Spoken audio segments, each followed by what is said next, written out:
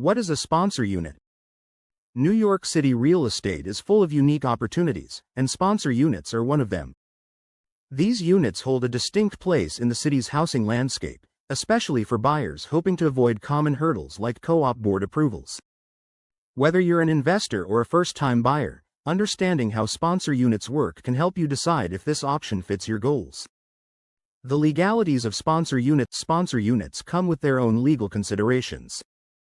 These apartments, held by the original developer or building sponsor, bypass traditional board approval, which is common in co-op buildings. However, legal review remains essential. Key documents like the offering plan and any amendments must be carefully examined. These contain critical information about the building's financial health, sponsor obligations, and any legal risks tied to the unit. Buyers should also pay attention to resale restrictions and the right of first refusal clauses.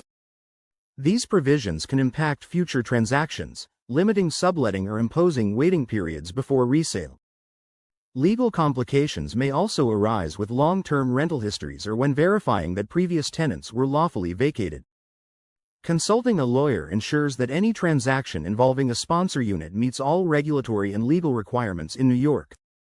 How does buying a sponsor unit work? Buying a sponsor unit is different from purchasing a regular co-op or condo unit.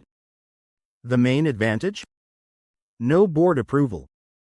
This saves buyers weeks, sometimes months, of paperwork and interviews.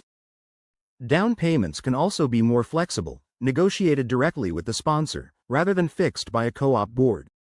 However, elevated closing costs are common.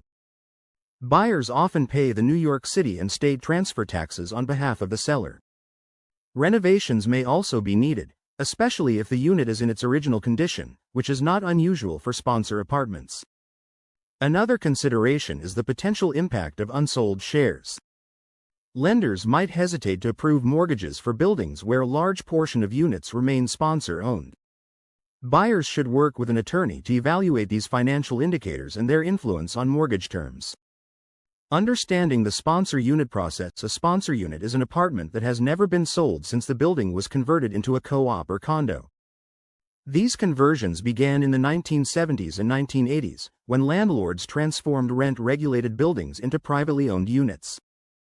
The sponsor retained unsold apartments, and when these units became vacant, they were sold as sponsor units. In co-ops, buyers receive shares in a proprietary lease, while in condos, buyers receive a deed.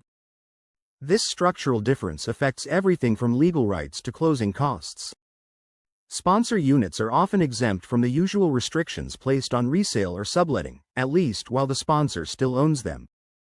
Today, many sponsor units still exist, particularly in buildings where rent-stabilized tenants remained for decades. Once these apartments become available, they are listed without the typical board scrutiny. That's what makes them attractive, especially to buyers seeking a faster or more discreet transaction. Your next move in NYC real estate. Sponsor units offer both freedom and complexity. They're an appealing choice for those hoping to bypass board approvals or gain flexibility in financing and renovations. But navigating their purchase requires clarity and caution. An attorney is essential to help interpret offering plans, review legal obligations, and identify any risks tied to the unit's history or future resale potential. To explore your options with a sponsor unit in New York City, contact Avenue Law Firm at 212-729-4090 or visit us at 505 Park Avenue, Suite 202, New York, 10022. Our attorneys and law firm staff are ready to guide you with experience and attention to detail.